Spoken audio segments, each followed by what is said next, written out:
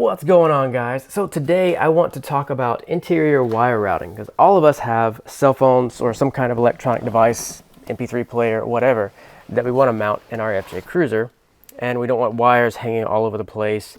You don't want wires hanging over your steering wheel if you've got a suction cup mount up by the A-pillar on the front windshield, and you don't want wires dangling around your shifter or whatever. So today I want to go through all the different ways that I've found to run wires through the FJ Cruiser. I'm going to start off with the interior, running things to the glass or around the dash, also including how I have my front-facing camera monitor and dash cam mounted on the roof, and then going to how I've ran wires in the interior to the rear of the FJ Cruiser, and then also how I've run wires from the interior into the engine bay.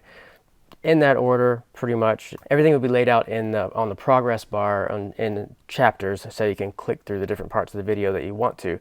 But jumping into the dash first, I want to show this. I actually just ran this, and it took literally, I want to say 15 minutes, and that's probably exaggerating a little bit. But so yeah, I ran this USB-C cable for, I had a suction mount that I'm trying to find that I can put back on the windshield, so that I could just plug in my phone and charge it there. But I have the cable run, and it's running here, and it routes kind of like down here behind the dash, over, down, and is plugged in to my accessory plug. So that's a quick charging Scosche, I think, accessory plug. So yeah, so now I can just plug in my cell phone and have it plugged in right there, instead of this mount that I have. It's in the way of the radio and in the way of the AC controls. So I don't have to wiggle with this anymore and move this around. And this, I'll be pulling this out soon. It's pretty much served its purpose. It's just a temperature gauge. So I'll be clearing up this space again. That's the plan. But running this wire was just getting into how I ran it. It's pretty simple. This pops off. You kind of just grab it and use some man strength and or woman strength. You don't want to leave women out. And you just pretty much pull it off. It's a little bit more difficult than what I just pulled off just then, but it comes out and up in this direction.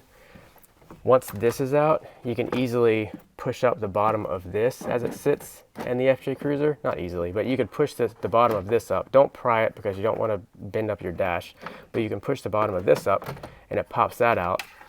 These tweeters come out with two 10mm bolts, or you could run it without taking the tweeter out. It's a little bit more difficult, but it's doable. It's definitely doable. But this comes out with two 10mm bolts, and then there's a plastic electrical plug that the speaker wire is plugged in with.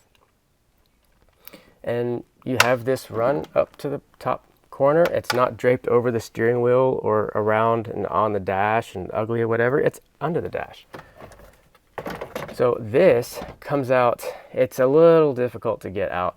That's why I didn't video getting this out or this out, because I needed two hands and I wanted to do this quickly. So there are two screws that hold this front compartment in. There's this screw and this screw. Just takes a Phillips head to get them out. It's not difficult to unscrew those, and it's the only two screws that are holding this in. Even though it feels like there are more screws holding it in, it's just snaps. So there's 5 snaps on the bottom and the back, and you can see the holes there. There. You pretty much have to grab like one hand on the back on the door on this side, and the other hand on the back on the door on this side, and just pull up with as much strength as you can, because they're in there really tight. These little snaps are held in there really tight, so you have to pull up with a decent amount of strength just to get those snaps up. But once you get that up, you have full access to the top here above your gauges. You can run wires. You can actually put your whole hand in down there and feel your radio. So it's really easy to get back there. If you also wanted to get behind your radio, you could take this, you can pull this up, and there's about enough room to get your hand in there. And this cover comes off pretty easily. There's a groove in the back on the middle, directly underneath here as it sits in the back. And you pretty much just put something small and flat to pry on, and you pry up. You could pry up a little bit, or you could pull up a little bit, and then you can stick something under here on the side and carefully pull up. But I wouldn't want to damage the sides of this or the sides of this, because they're more visible. But there's two 10mm nuts that hold this end and this end, and as it's cut from the factory, you can squeeze up. There's a little hole. If I could get my camera to tilt down while it's on the gimbal, there's a little hole that's right there beside this 10mm nut that goes on this stud. It's slightly larger than a 1/4 inch diameter hole, so slightly larger than 6mm. It's roughly about that size. So you could squeeze something through there that's round, like a little power plug that's that small, if you have a dash cam that uses that type of power plug. Now what I did with running my dash cam though, instead of running the wire down and have it dangling on my windshield, I removed, not these, but the ones on the passenger side. I removed this, so there are 2 Phillips screws here and here that hold this in, that kind of hold the headliner up too, but they pretty much hold this in. This is snapped in pretty much. It's easy to take this out if you just turn it 90 degrees and then pull it straight down. And then this plastic cover slides back towards the rear of the vehicle over the rear view mirror. And there's 2 Phillips screws there and there. So once those are loose, you can pull down on the headliner a little bit, just enough. You don't want to bend it, but you can pull it down just enough to where you can tuck wires up there, like I did there, and they go over that way, and then they run down that A-pillar, the interior A-pillar cover. So getting behind that interior A-pillar cover is really easy because right there where my finger is pointing, there's a 10mm bolt that goes in underneath that cover, and there's a 10mm bolt there that goes in underneath that cover. Just like on this one, it's the same way. This cover pops off with a Phillips head. You just pull it straight back, and there's a 10mm bolt, 10mm bolt.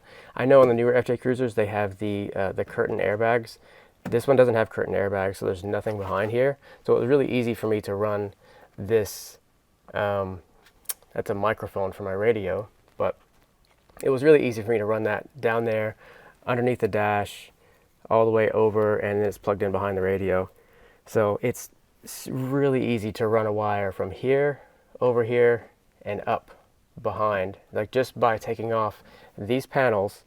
And you could, I guess if you know where the plug is behind your radio and your arm's long enough, you could probably get your arm back there and feel behind the radio without taking the radio out and plug in what you need to plug in.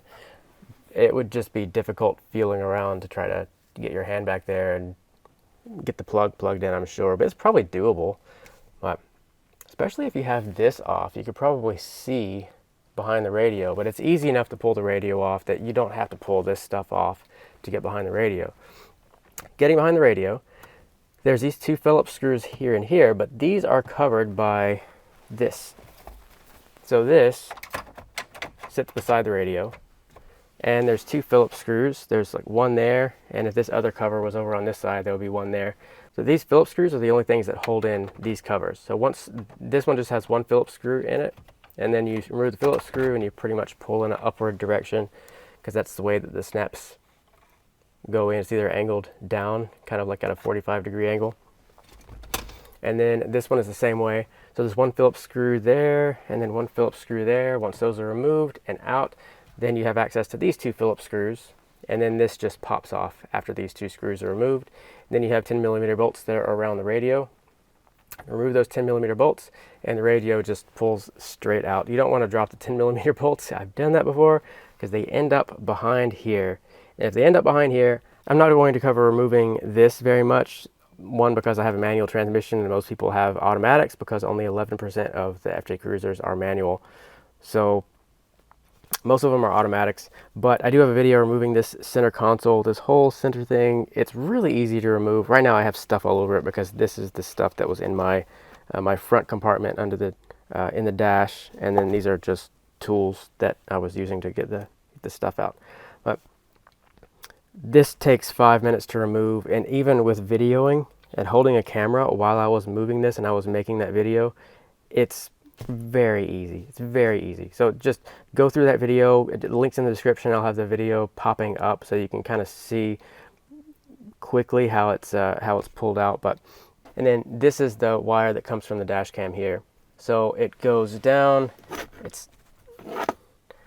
I have it tucked up there. So it goes down. I have it tucked up there, and then it goes. I have zip ties holding it to the bottom, and it's actually drooped down. I've got to fasten it back up again, but that's the wire that's dangling. So I've got to fasten that back up there, but it goes there. It's a little difficult getting it from underneath, like in the footwell, up to there, but it's doable.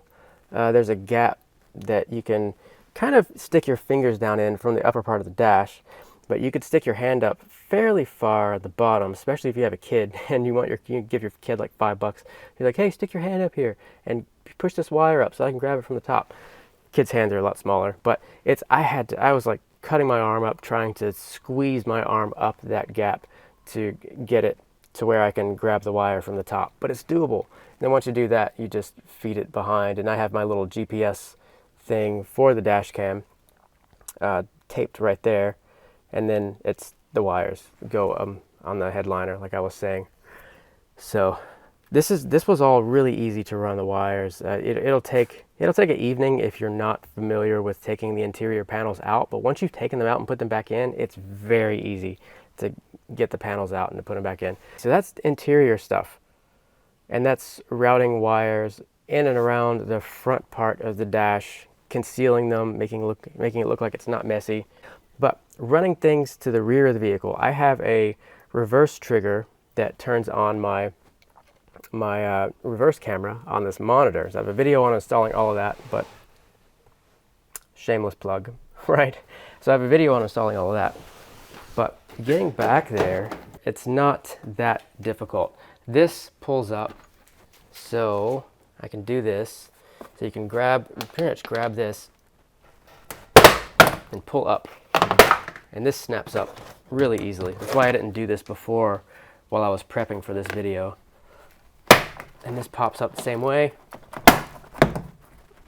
And once these are up, you can see I have wires run in this channel all the way across, and they're going here. I didn't run the wires underneath it. I didn't pull this out. I just left this in place because there's no sense in removing it. You can just tuck the wires underneath the edge there. And then if you fold this bottom part of the seat up, you can actually see back. There's a tiny gap in the bottom corner near the plastics where the bottom of the seat meets the plastic. You can look back and you can see into that plastic tunnel that's on the driver's side of the cargo bay. And those two wires come back here. Like I pulled this out, and I need to put my tire jack back in here, but I'm back in the cargo bay area. And yeah, so these are the two wires that I showed that were in that channel on the floor, in the threshold getting into the vehicle. And there's nothing really holding them very much. They're just tucked under the edge of the plastic that's beside the back seat. And they go back here, and then you have easy access to these wires just by sticking your hand up here and into this panel, and then you can pretty much feed the wire in through here. If you have a backup camera like I do in my tire, and that's going through the grommet that's around the rear window wiper. I fed the wire through here. It's pretty difficult feeding the wire through. I did it with a long zip tie, just poking it through so that I could feed the wire through. Previous owner did this, which I don't like too much, but they actually drilled a hole in the body and then tried to put some kind of Bondo, looks like Bondo, around it so that it doesn't rust, because we all know that's what Bondo does. It keeps things from rusting. There's a similar channel that goes on the passenger side of the vehicle, forward underneath plastics that are in the door threshold. And then lastly, getting into the engine bay. So if you don't have a manual transmission, then it's a little bit easier getting above your shifter, because there's a little grommet that I'm going to show in a second that you can take out the grommet and you can feed wires in from the engine bay into the interior. But regardless of whether yours is manual or automatic, you stick your hand up here just a few inches above where my hand is, and there's a big grommet that's like this big that has the tube that goes to the rear window washer, and a couple wires going through it, and that's all there is. And you can use that. You can actually poke holes in that grommet if you want to feed your wires in from the engine bay into the interior of the vehicle. So it's not that difficult. And then once you have them through, this passenger side kick panel removes just like the driver's side one. There's a plastic nut that mine is broken or lost or something. It was never on this, but that plastic nut goes around this little metal stud that's there, and once these door threshold plastics are out, then you can pretty much pull this off with relative ease. And then you can have wires running behind this to go underneath the threshold and then back. going in the engine bay to show the other side of the grommets that I was talking about. You can see there I have my little relay box, and that was just for a different project that I had. I've got a little multi-function horn that I could switch a button and relays get operated, and it flashes my my fog lights too whenever I press my horn button on the steering wheel.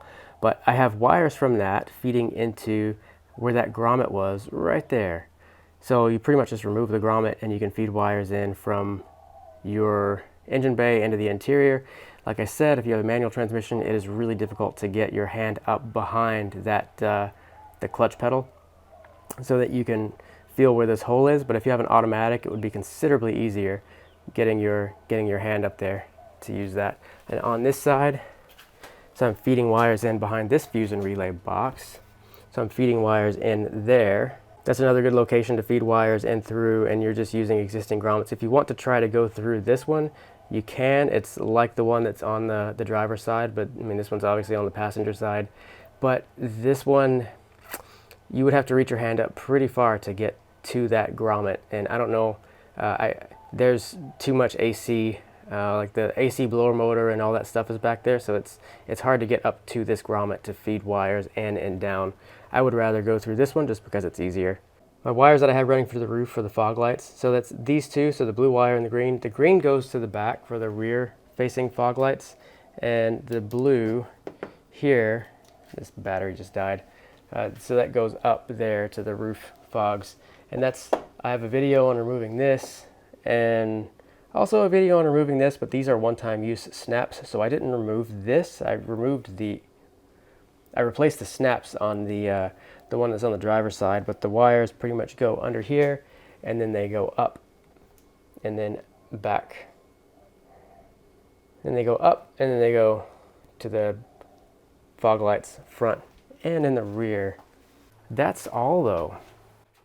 That's all the ways that I have used to route wires through my FJ Cruiser, and it's pretty easy, honestly. Considering other vehicles that I've worked on and I've tried to route wires through, the FJ Cruiser has a lot of different ways that you can route wires through the interior. But I'm going to get to work putting my interior back together. So thanks a lot for watching, guys. It's always a pleasure to make these videos, and if you've watched this far, then thank you very much. And I hope this was helpful, informative. So if it was, please make sure you like, subscribe, comment, leave suggested ideas for future videos, and God bless you guys.